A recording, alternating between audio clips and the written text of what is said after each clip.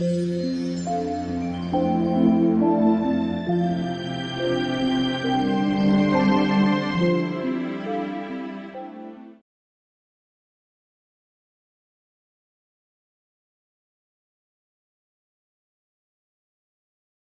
let's continue our intonation. In the previous sections, we talked about the sense group and the information unit, and then we talked about the information focus and nucleus.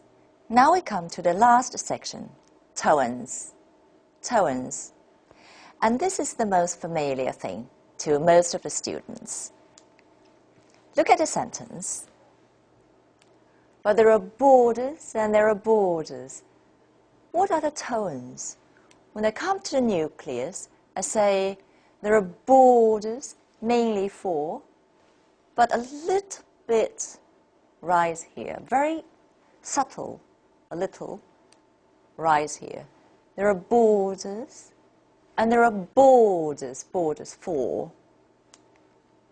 We hear the for, and this for is the so-called tone. Why is the tone important?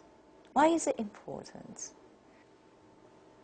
Now we have to talk about the difference between English and Chinese. We often observe that English is different from Chinese because we can perceive or we can hear a lot of ups and downs of utterances.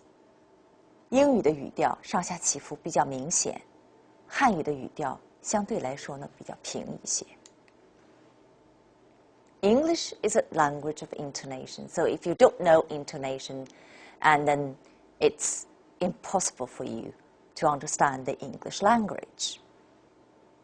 Okay, then to understand the intonation, first of all, we need to understand the intonation units, the sense group, boundaries, and then attitudes. The intonation units will show us sense group, will show us the boundaries between the sense groups. And at the same time, the intonation unit or the nucleus or the tones will show us the attitude of the speaker. And compared with English, Chinese is more level. That means intonation does not play a significant role in the communication of ideas.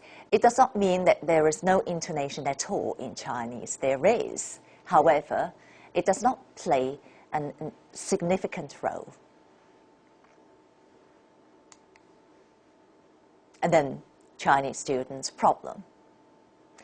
In the previous chapter, we say that then one of the major problems among Chinese students is the misuse of the English rhythm.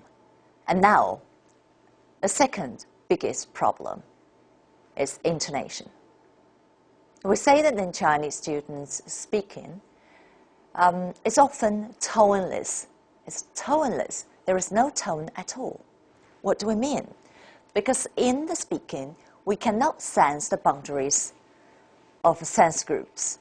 At the same time, it's very difficult to identify, to find out or figure out the speaker's attitude or general tendency in meaning.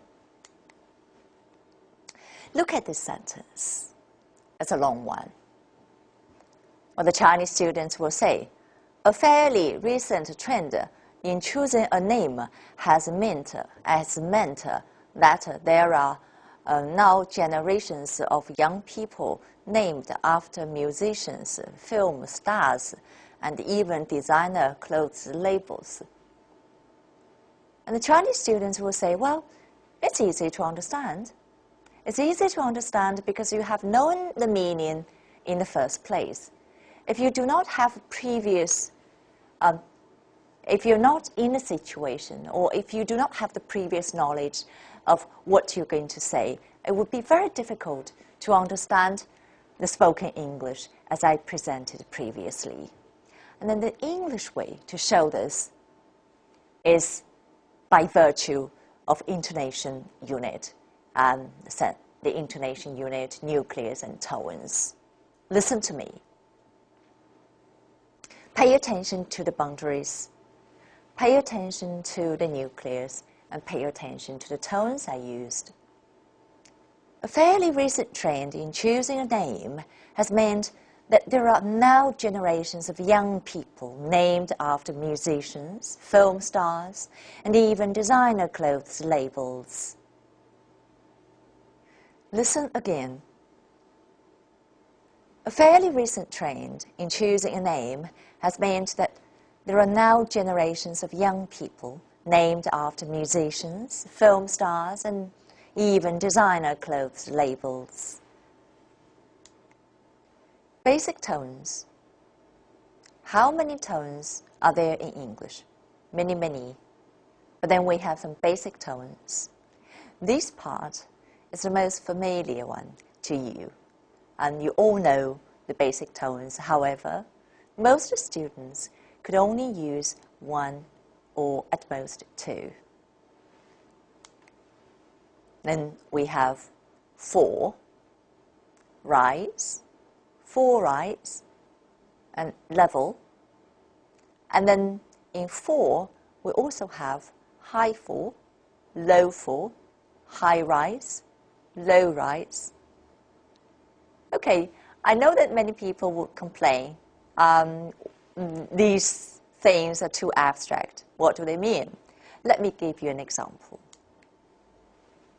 Okay, if someone asks you, do you like this city?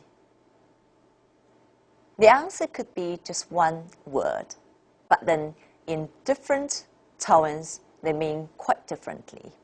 It could be yes, high four, so you know whether you like it. It could be low four, it could be yes. Do you like the city? Yes. Yes. A little bit more serious. And then, do you like the city? Yes. Something like that. I don't understand why you asked this question. Or, what did you say? Next. Do you like the city? Yes. So what? What do you want to know? Then, do you like the city? Four rights will take yes. What does that mean? Like or does not like. And then level. Do you like the city? Yes, yes. That's level. What do all these basic tones mean? Four. This is the most frequently used one, and especially frequently used in the British model. And a four tone signals completion. That means a full stop. That means the end of the sentence, the end of a statement. It can mean certainty, or it can be used in WH questions. Look at these examples. The tone. Now listen to me and try to feel how the tones are made, and then how a four tone sounds like. Number one, I like it very much. I like it very much. Think about that yes, the same thing as much. Number two, I report you to the manager. I report you to the manager. Ma. Three, go and see your doctor. Go and see your doctor. So we can see there's a completion, completion, completion. And this is an imperative. It's a kind of suggestional order. Number four, how does it work? How does it work? WH question. And number five, it can also be used in yes or no questions. For example, you like it, don't you? Yes. Then we say, don't you? You don't say that you like it, don't you? Can you say it, you like it, don't you? Yes, you can. But in that case, you're not very sure about the answer. If you say then you like it, don't you? That means then you're pretty sure about the answer, and that is a yes. A rise tone. A rise tone often shows continuity. What does that mean? That means the sentence is not finished. So sometimes inside the sentence or between the boundaries of sentence groups in one sentence, we're going to take a rise. Or it can show uncertainty. You're not very sure about something. Or it is often used in yes or no questions. And it also used for repetition or clarification or disbelief. Now let's look at these examples. Now, number one, I'm going to the shop to get some food and then go home. Now pay attention to this shop and food. That means I'm not finished. I'm still continuing. So it's not finished. It's continuity. I'm going to the shop to get some food and then go home. Number two, perhaps you'd like to go. It's a kind of inquiry, or uncertainty or inquiry. So ask for. So the speaker inquires whether you'd like to go or not. Number three, do you take cream in your coffee? Do you take cream in your coffee? All right.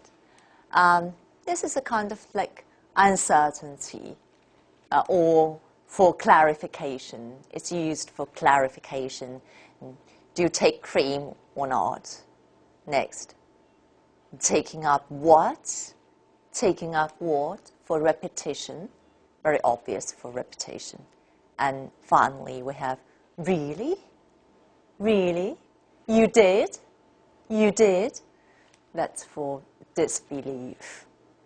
Disbelief.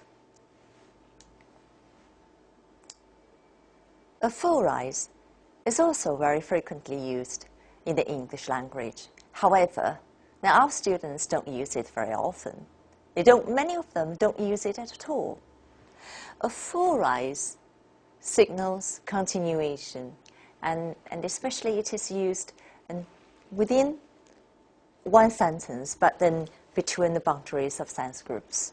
So it shows non-finality. It often shows the meaning, it often indicates the meaning of yes, but. Yes, but. Examples. Number one, private enterprise is always efficient. Pay attention to this enterprise, for rise, to show an incompletion. Number two, presumably, he thinks he can. Presumably, he thinks he can. Now this presumably, for rise. Next is a question. Would you like to go to the party with me this evening? Yes, I'd love to, but my homework is due tomorrow. What does that mean? I'd love to. So the speaker intends to express the attitude that he or she loves to, but couldn't. So, yes, but. I'd love to, but. A level tone. The level tone is not important. And also, it shows unimportant information, or it shows that the speaker is uninterested. But it's important in reading aloud. And often, when we tell the story, and the reporting phrases are spoken in the level tone. Let me show you some examples. Look at this sentence. Said my mother. The reporting phrase is spoken in a level tone. This is done in order to distinguish between the quotation and the reporting phrase. Now listen, the reporting phrase is spoken in a level tone, and the level tone sounds like this. Deep in the middle of the woods, said my mother, it's a place where the king of the pumpkins lives. Listen again. So you can figure out the boundaries between the quotation and then the reporting phrase. Deep in the middle of the woods, said my mother, it's a place where the king of the pumpkins lives. Another example. But pumpkins live in fields, not in forests, I said to my mother. Again, I said to my mother. So you can distinguish between the quotation and the reporting phrase. Remember that when the reporting phrase comes in the middle of the quotations or at the end, and we're going to use a level tone. Another example would be this. Here is a question. What are your duties? And the answer is this.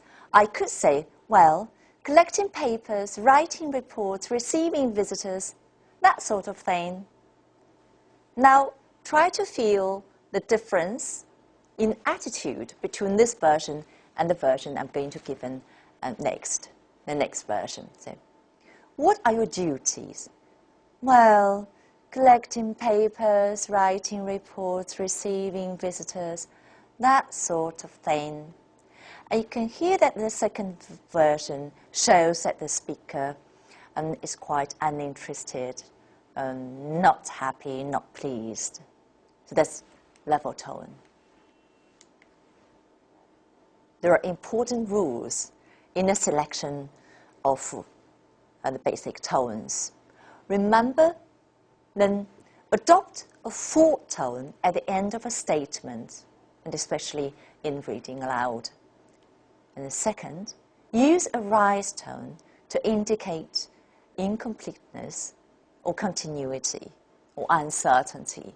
So then, a for at the end of a statement. Rise to indicate incompleteness, continuation, or uncertainty. Look at examples. Before we come to the example, remember that then these things are not accepted in English, toneless, and the force all the way. And all these phenomena are often observed among Chinese learners of English. Toneless, that means then syllable-timed rhythm. Syllable-timed rhythm, you tend to stress every syllable. Force all the way. Force all the way, that means the random pauses. If a person read this part like this, Shakespeare told us that a rose by any other name would smell as sweet. But is that true? Are names important? Are you happy with the name that you were given as a baby? And how do you choose a name for your own children when they come along? And this is toneless, the force all the way. Very typical Chinglish. Toneless, force all the way. What are the features of an intoned English? Intoned English, first, regular pauses, right pauses within the sense group or intonation unit. No pauses should be made within that unit, first. And second, very clear perceptual features made on the nucleus, so we can see longer, higher, and louder. There may be different ways to read this paragraph aloud. I'll give you one option. Look at this. Listen to me. Shakespeare told us that the rose, by any other name, would smell as sweet. But is that true? Are names important? Are you happy with the name that you were given as a baby? And how do you choose a name for your own children when they come along? Again, Shakespeare told us that a rose by any other name would smell less sweet. But is that true? Are names important? Are you happy with the name that you were given as a baby? And how do you choose a name for your own children when they come along? Okay, we've talked about basic tones, and among the tones we've introduced, and the 2, 4, and rise are the most important. Remember that if you take a 4 tone, you want to signal finality, certainty, and liveliness. If you adopt a rise tone, and you want to signal continuation, uncertainty, and inquiry. Summary. So we discussed how to divide the stream of speech into the intonation units. That is, we're based on sense groups. And then next, we discussed how to select a nucleus. We select a nucleus based on our decision on the information focus. Finally, we discussed how to select a tone, a 4 or rise, and they have different meanings. More details will be given in Chapter 3, Sentence Stress and Weak Form. But before we leave here, I want to emphasize one thing. Remember, in the first part, that's the pause. Second part and third part is the signal for the come, for the approach of a pause. And that part should be prominent. And the prominency is embodied in the pronunciation of the sound as louder, as longer, and also a big change in pitch. Thank you.